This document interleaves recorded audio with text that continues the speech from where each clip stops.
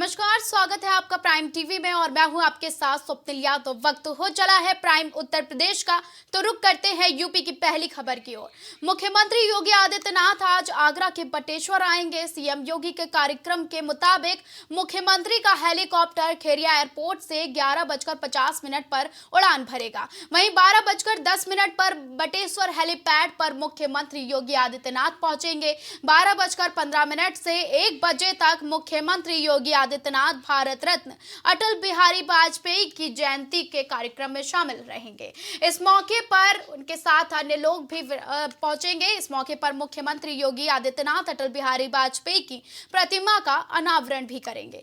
बटेश्वर धाम से आगरा, ताजमहल, लाल किला और मथुरा वृंदावन के लिए हवाई सफर का शुभारंभ भी होगा। हेलीकॉप्टर में पहली बार राधा कृष्ण के स्वरूप उड़ान भरेंगे। हवाई सफर पर्यटन को बढ़ावा देने के लिए शुरू की जा रही है। मुख्यमंत्री योगी आदित्यनाथ 105 करोड़ रुपए की योजनाओं का शिलान्यास और लोकार्पण भी करेंगे। मुख्यमंत्री योगी आदित्यनाथ के दौरे की तैयारियां पूरी हो गई हैं। सुरक्षा व्यवस्था की अगर बात की जाए तो सुरक्षा के खास इंतजाम किए गए हैं। चप्पे चप्पे पर पुलिस बल की तैनाती भी रहेगी। भारतीय जनता पार्टी के पूर्व प्रधानमंत्री अटल बिहारी वाजपेयी की जयंती को सुशासन दिवस के रूप में मनाएगी। भाजपा 25 दिसंबर को प्रदेश में बूथ स्तर पर पुष्पार्चन के साथ संगोष्ठियां आयोजित कर श्रद्धेय अटल बिहारी वाजपेयी के विराट व्यक्तित्व पर पार्टी के पदाधिकारियों, जनप्रतिनिधियों, कार्यकर्ताओं तथा स्थानीय नागरिकों के साथ चर्चा करेगी।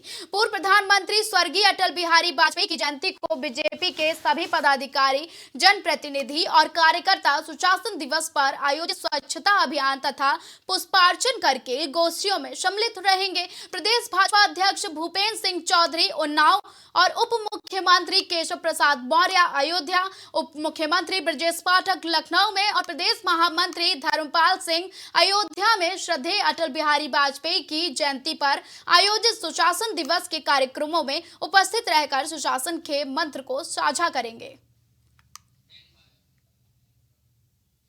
25 दिसंबर के दिन ईसाई धर्म के अनुयायी प्रभु यीशु का जन्मदिन मनाया जाता है और यह पूर्व ईसाई धर्म के लिए साल का सबसे बड़ा पर्व होता है। भारत सहित विदेशों में भी इस पर्व को बड़े हर्षोल्लास के साथ मनाया जा रहा है और ईसाई धर्म के अनुसार ऐसा माना जाता है कि इस दिन यीशु का जन्म हुआ था और इस कारण लोग आज चर्च में जाकर परमेश्वर की प्रार्थना करते हैं। आज के दिन चर्च को रंग बिरंगी लाइटों से सजाया जाता है। चारों तरफ खुशियां और खुशियां ही मनाई जाती हैं। इसी के साथ लोग घरों और चर्चों में शुद्धता का प्रतीक मानते हुए क्रिसमस का पेड़ को भी लगाते हैं।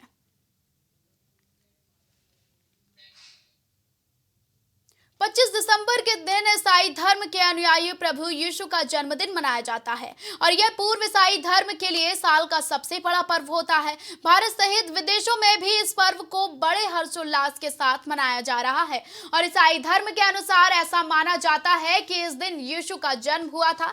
इस कारण लोग आज चर्च में जाकर परमेश्वर से प्रार्थना करते हैं। इसी के लेकर लखनऊ बिशप जॉन स्टीन ने लोगों को संदेश भी दिया है। I, John Augustine, Church of India, Burma, Pakistan and Ceylon का मेट्रोपॉलिटन एवं बिशप ऑफ लखनऊ, इस क्रिसमस के शुभ अवसर पर सभी देशवासियों को इस पर्व की शुभकामनाएं देता हूं और आज के दिन प्रभु यीशु मसीह के बताए हुए उपदेशों पर आप लोगों का ध्यान आकर्षित करना चाहता हूं। प्रभु यीशु मसीह का संदेश था कि अपने पड़ोसी को अपने समान प्यार करो और आज के परिप्रेक्ष्य में अपने पड़ोसी को अपने समान प्यार करने की ज़रूरत है ताकि विश्व भर में फैले हुए तमाम तरह की परेशानियां, तमाम तरह के झगड़े झंझट जो पूरे विश्व में फैला हुआ है, उसमें प्रभु यीशु मसीह का संदेश अगर हर व्यक्ति के अंदर आता है तो पूरे देश में, पूरे विश्व में एक शांति का वातावरण बना रहेगा। और साथ ही साथ आने वाले इस नव वर्ष में सभी देशवासियों को मैं नव वर्ष की शुभकामनाएं देता हूं ताकि आने वाले 2024 देश के लिए लाभदायी और सबके लिए लाभदायक बने।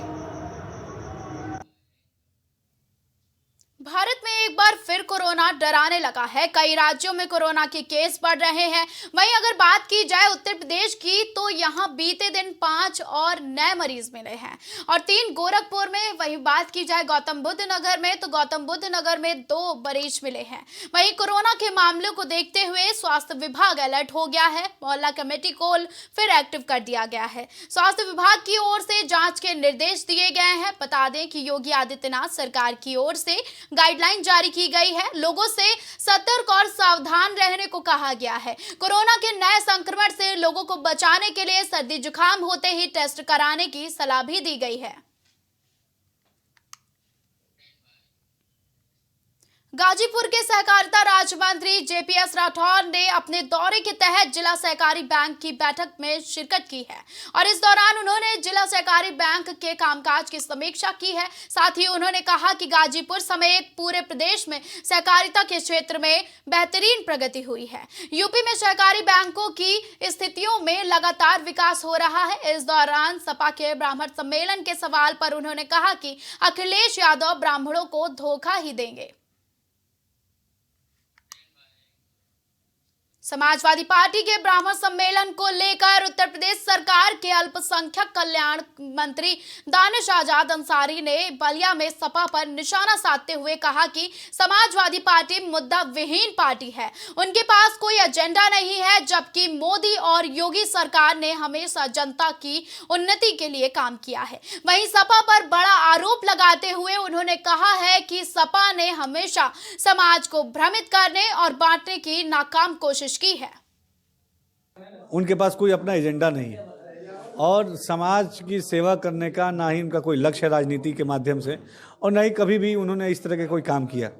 भारतीय जनता पार्टी, हमारी मोदी और योगी सरकार ने हमेशा समाज की उन्नति और विकास तरक्की के लिए काम किया है और समाजवादी पार्टी ने हमेशा समाज को भ्रमित करके समाज को अलग अलग हिस्सों में बांटने की नाकाम कोशिश की है।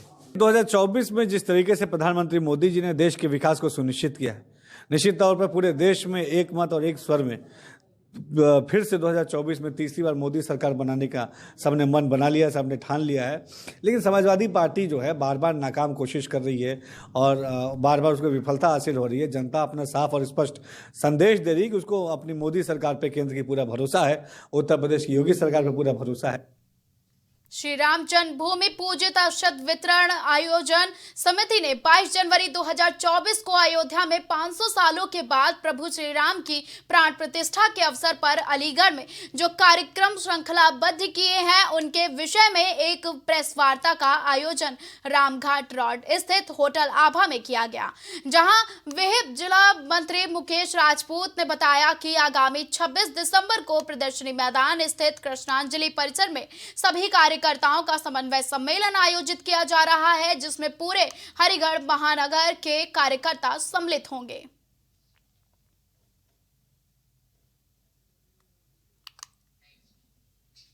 प्रयागराज में अध्यक्ष पद के चुनाव को लेकर प्रत्याशी अपनी पूरी ताकत झोंक रहे हैं। गौरतलब है कि केपी ट्रस्ट का चुनाव होना है और अध्यक्ष पद के चुनाव को लेकर डॉक्टर सुशील सिन्हा और राघवेंद्र सिंह के बीच टक्कर होगी। वहीं भाजपा के एमएलसी केपी श्रीवास्तव के घर में घुसे राघवेंद्र गुट के समर्थक और एक व्यक्ति हाथ में असलहा लिए हुए भी दिखाई दे रहे हैं, जो सीसीटीवी कैमरा देखकर वापस भाग गया और प्रत्याशियों के समर्थन का वीडियो तेजी से सोशल मीडिया पर वायरल हो रहा है। साथ ही अध्यक्ष पद के प्रत्याशी डॉक्टर सुशील सिन्हा ने इसे अराजकता बताते हुए प्रशासन से सुरक्षा की गुहार लगाई है।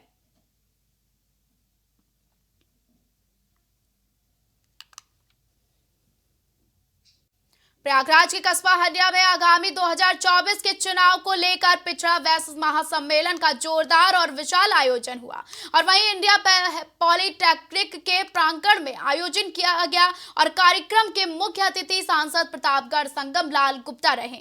वहीं मुख्य अतिथि ने मुख्यक्रम को संबोधित करते हुए कहा कि भारतीय जनता पार्टी की सरकार जो कहती है वह करके दिखाती है। प्रधानमंत्री और मुख्यमंत्री के नेतृत्व में देश के साथ प्रदेश के में भी विकास की गंगा बह रही है।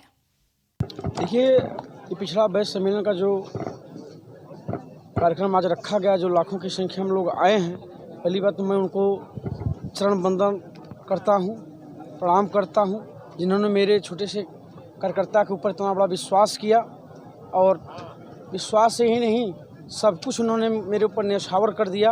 क्योंकि लोग कहते हैं कि जनता जब भी जाती है तो पैसे से जाती है, आज उसने कह के दिखा दिया कि मुनेश्वर गुप्ता का विश्वास ही सब कुछ है, पैसा मायने नहीं रखता है। यूपी में योगी सरकार के दावे हवा हवाई साबित हो रहे हैं। बता दें कि बलिया में बांसडीह तहसील क्षेत्र सुखपुरा के पायल गांव तक जाने वाली नहर की पटरी है, पर अभी तक कोई निर्माण नहीं कराया गया है। वहीं एक ग्रामीण का कहना है कि आज लगभग 27 साल से इस नहर की पटरी पर सड़क का निर्माण नहीं कराया गया है, जिससे सड़क की स्थिति काफी खराब हो गई है।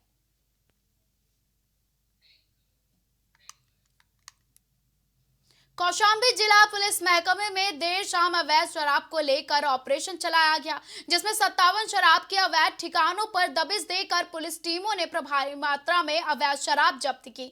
वहीं एसपी ब्रजेश श्रीवास्तव के मुताबिक कार्रवाई में पुलिस की टीमों ने 57 जगहों पर छापे मार 298 लीटर अवैध शराब और भारी मात्रा में लहान बरामद की है। और वहीं कार्रवाई के दौरान 15 लोगों को गिरफ्तार भी किया है, जिनके खिलाफ केस दर्ज कर साथ ही अन्य विधिक कार्रवाई भी की जा रही है। अवैध शराब के निष्कर्षण एवं बिक्री के विरुद्ध चलाए जा रहे अभियान के अंतर्गत आज जनपद कौशाम्बी में कुल 57 स्थानों पर दबिश दी गई तथा 15 अभियुक्तों को गिरफ्तार किया गया। उनके कब्जे से 298 लीटर अवैध कच्ची शराब बरामद की गई है और भारी संख्या में लहन को नष्ट कराया गया है। गिरफ्तारी और बरामदगी के आधार पर संबंधित थानों में अभियोग पंजीकृत कर विधिक कार्रवाई की जा रही है।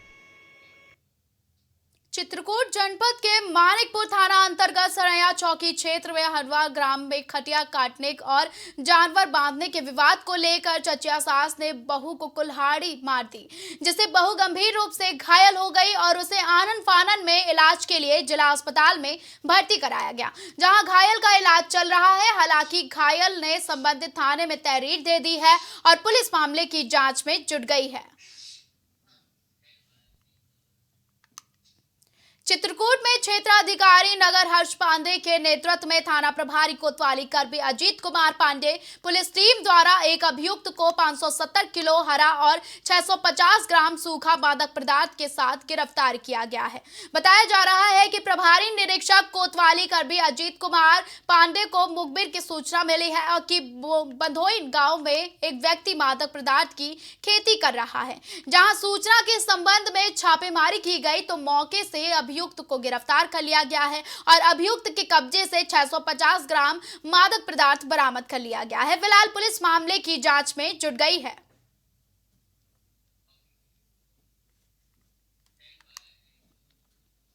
प्रयागराज के नवाबगंज पुलिस की गिरफ्त में आए 6 बदमाशों ने ही राम जानकी मंदिर के पुजारी मणि त्रिपाठी की गला दबाकर हत्या की थी और शव को मंदिर के पास ही छोड़कर फरार हो गए थे। वहीं अक्टूबर में हुई इस वारदात का खुलासा करने के लिए पुलिस टीम लगी थी, लेकिन उस वक्त सभी आरोपी अलग अलग फरार हो गए थे, जिससे हत्यारों की लोकेशन पुलिस ट्रेस नहीं कर पा रही थी। हालांकि आज पुलिस ने सटीक सूचना पर इन बदमाशों को गिरफ्तार कर लिया है।